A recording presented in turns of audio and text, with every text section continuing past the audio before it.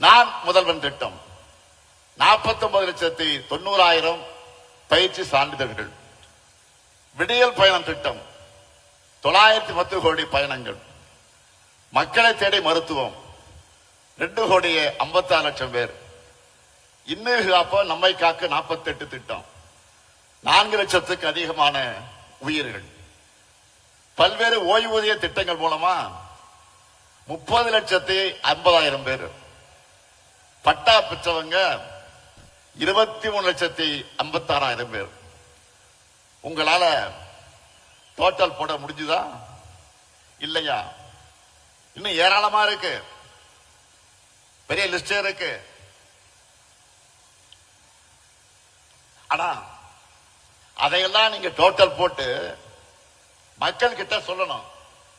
இப்ப தெரியுதா ஏன் நான் அடிக்கடி வெல்வோம் 200 வெல்வோம் 200 சொல்றேன்னு? இவ்வளவு செஞ்சிருக்கிறோம். 200 தொகுதி உறுதியா இல்லையா? கேட்கல. உறுதியா இல்லையா? 200 தொகுதி உறுதியா இல்லையா? மகிழ்ச்சி. நீங்க பிரச்சாரத்துக்கு போறப்போ மக்கள் யாரை கேட்டீங்கனாலும் அவங்க நம்ம அரசோட திட்டங்கள்ல பயனடைஞ்சக்கூடியவங்க இருப்பாங்க. நம்ம அரசின் திட்டங்களோட பயனாளிகள் வாக்களிச்சாலே போதும். நாம தான் ஃபுல் சீப்ல போனோம், முழு வெற்றி அடைவோம். கவலைப்படாதீங்க. அதான் இப்படி சொன்ன புரியுதா உங்களுக்கு? அதை உறுதி செய்ய வேண்டியதுதான் உங்களுடைய பணி.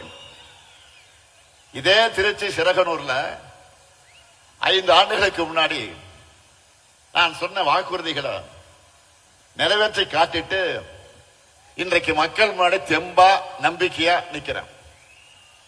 அடுத்து விரைவில் விரிவான தேர்தல் அறிக்கை தங்கை கனிமொழி தலைமையில தயாராகி கொண்டிருக்கிறது. விரைவில் அது வெளியிட போறோம். சமீபமா கவனிச்சீங்களா? மற்ற அரசியல் கட்சிகள் எல்லாம் ஏதோ இன்ஸ்டால்மெண்ட்ல தேர்தல் அறிக்கையை வெளியிட்டு இருக்காங்க. அதுல என்ன அறிவிக்கிறாங்க? நம்முடைய திராவிட மாடல் சார்பில் நாம் நிறைவேற்றி கொண்டிருக்கக்கூடிய திட்டங்களை டாப் அப் பண்ணி அப்படியே காப்பி எடுத்து அறிவிக்கிறாங்க. அவ்வளவுதான். ஏன்னா அவங்களுக்கும் வேற வழி இல்லை.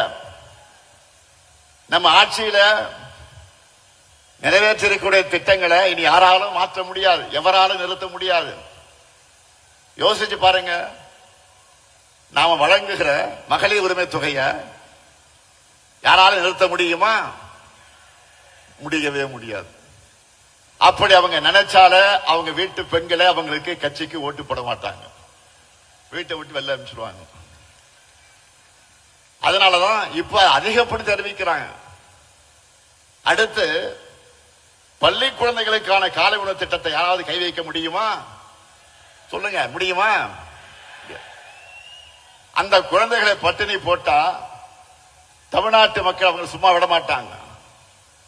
அதே மாதிரி பெண்களுக்கான விடியல் பயண திட்டத்தை அவங்களால மாற்ற முடியுமா? முடியாது. இன்னும் இருக்கு. உயர்கல்விக்கு உறுதுணையா இருக்கிற புதுமை பெண் திட்டம், தமிழ் புதல்வன் திட்டம், நான் முதல்வன் திட்டம், இதையெல்லாம் தடுக்கவோ நிறுத்தவோ எந்த கட்சியாவது யோசிக்க முடியுமா? முடியாது. அது மட்டுமல்ல, முதியவர்களுக்கு வீடு தேடி ரேஷன் தரக்கூடிய தாய் மாணவர் திட்டம், வீடு தேடி மருத்துவம் தரக்கூடிய மக்களை தேடி மருத்துவம் திட்டம், இதையெல்லாம் தொடர மாட்டோம் எந்த கட்சியாவது வாய் திறக்க முடியுமா? முடியுமா? சொல்லுங்க. இப்படி எவராலும் மாற்ற முடியாத திட்டங்கள் தான் இந்த முத்துவேல் கருணாநிதி ஸ்டாலினுடைய திட்டங்கள். அவங்களுக்கு தேர்தல் அறிக்கைக்கு கண்டென்ட் கொடுக்கிறத இந்த ஸ்டாலினுடைய திட்டங்கள் தான். அதனால்தான் உறுதியோடு சொல்றேன், இந்த திட்டங்கள் தமிழ்நாட்டில் இருக்கிற வரைக்கும் இந்த முத்துவேல் கருணாநிதி ஸ்டாலின் தான் தமிழ்நாட்டை ஆளுவான். நாம இவ்வளவே செஞ்சுட்டு மக்கள் கிட்ட வாக்கு கேட்கிறோம். ஆனா அதிமுக கூட்டணி சாரி அப்படி சொன்னா மோடி அமித்ஷாவும் கோச்சிப்பாங்க. என்டிஏ கூட்டணி சொல்லணும். கூட்டணிக்கு பேர் வைக்க கூட முடியாத நிலையில தான் இன்றைக்கு அதிமுக இருக்கு. சரி, அவங்க சொல்ற மாதிரி அந்த என்டிஏ கூட்டணி தமிழ்நாட்டுக்கு என்ன பண்ணி இருக்கு? கடந்த 5 ஆண்டுகள்ல நமக்கு தர வேண்டிய கல்வி நிதி, ஜல்ஜீவன் திட்ட நிதி, 100 நாள் வேலை திட்ட நிதி, பேரிடர் நிவாரண நிதி, நாம கேட்ட எதையும் தரல. மாநிலத்துக்கான சிறப்பு திட்டங்களையும் தரல. ஏன்? கோவை, மதுரை, திருச்சி இந்த மாவட்டங்களுடைய மெட்ரோ உள்ளிட்ட எந்த உட்கட்டமைப்பு திட்டங்களுக்கு அனுமதி தரல.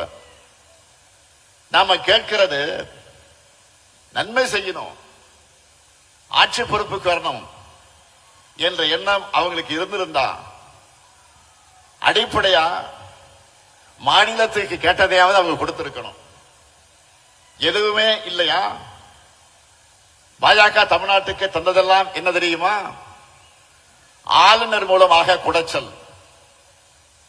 மாணவர்களை உயிரோடு விளையாடக்கூடிய நீட் தேர்வு, இந்தி திணிப்பு, மிரட்டி பார்க்க ரைடுகள், இப்படிப்பட்ட ஆட்சிதான் பிரதமர் மோடி சொல்லுகிற என்டிஏ ஆட்சி. தமிழ்நாட்டுக்கு எந்த நன்மையும் செய்யாத இவங்க தான் நம்ம எதிர்த்து நிற்கிறாங்க. தமிழ்நாட்டு மேல எந்த அளவிற்கு வன்மம் இருக்குன்னு சொல்லணும்னா, தேர்தல் வருதுன்னு கூட தெரியாம, அதை பற்றி கவலைப்படாம, நமக்கான எதையும் அறிவிக்க இவங்களுக்கு மனசு வரல.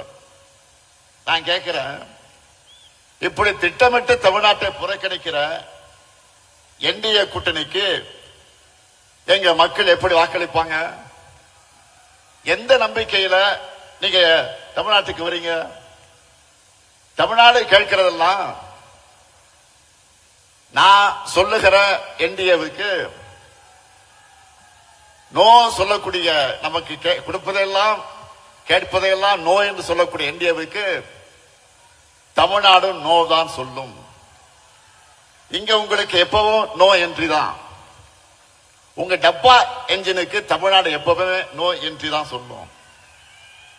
சில நாட்களுக்கு முன்ன நான் சொன்னேன், இந்த தேர்தல் தமிழ்நாடு வெர்சஸ் என்டிஏ, இன்னும் சொன்ன தமிழ்நாடு அணியா டெல்லி அணியா என்று பார்க்கிற தேர்தல் என்று சொன்ன உடனே நம்ம எதிரிகள் என்ன சொன்னாங்க? இது சட்டமன்றத்திற்கு நடக்கிற தேர்தல் தானே, இதை ஏன் தமிழ்நாடு வெர்சஸ் என்டிஏன்னு சொல்றாரு? என்கிற மாபெரும் இயக்கம் தேர்தல் நேரத்தில் மட்டும் மக்கள் கிட்ட வரக்கூடிய கட்சி அல்ல, மக்களின் உரிமைகளுக்காக எப்போதும் களத்தில் நிற்கக்கூடிய கட்சி.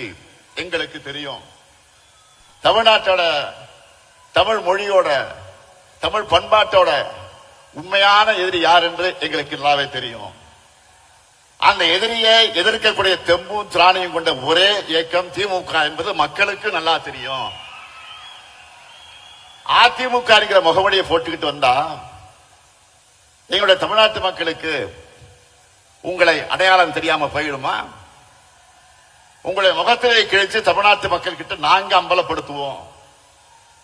தமிழ்நாட்டை எப்படியாவது நம்ம கிட்ட இருந்து விழுங்கி விடலாம் என்று நினைக்குது இந்த காவி கூட்டம். எங்க கருப்பு சிவப்பு பொட்டால் இருக்கிறவரை அது நடக்கவே நடக்காது. உங்க அப்பனே வந்தால் நடக்காது, நடக்க விட மாட்டோம். இது அவங்களுக்கு எல்லாம் தெரியும். அதனாலதான் அதிமுக என்ற கட்சியை கொஞ்சம் கொஞ்சமாக விழுங்குறாங்க. அரசியல்ல நேர் எதிரியா இருந்தாலும் அதிமுக தொண்டர்கள் மேல நாங்கள் உண்மையாக பரிதாபப்படுகிறோம். அவங்களுடைய உணர்வுக்கு மாறாக கட்சியை கொண்டு போய் டெல்லியில் அடமானம் வச்சுட்டாரு பழனிசாமி. தன் சொந்த நலனுக்காக, சுயநலத்திற்காக எப்படியாவது முதலமைச்சராக ஆகணும் என்ற நப்பாசையில பழனிசாமி அடிமையா கிடக்கிறாரு. அவரை வச்சு ஒட்டுமொத்த அதிமுகவை அழிக்கிற வேலையை பாஜக செஞ்சுக்கிட்டு இருக்கு. இப்ப கூட பீகார்ல என்ன நடக்குது நாடே பார்க்குத. பீகார் மாநிலத்தில் இதுவரை பாஜக முதலமைச்சர் இருந்ததே கிடையாது. நிதிஷ்குமார் அவர்களை முன்னிறுத்தி தேர்தலை ஜெயிச்சுட்டு இப்ப காரியம் ஆனதும் அவரை ஓரங்கட்டிட்டு பாஜக முதலமைச்சரை உள்ள கொண்டு வர போறாங்க. இதையே தான் தமிழ்நாட்டிலும் பண்ணலாம்னு ட்ரை பண்றாங்க. நான் அடிச்சு சொல்றேன், சேலஞ்ச் பண்ணி சொல்றேன், இந்த முத்துவேல் கருணாநிதி ஸ்டாலினும் எங்க திமுக இருக்கிறவரை பாஜகவால் தமிழ்நாட்டை ஆள முடியவே முடியாது.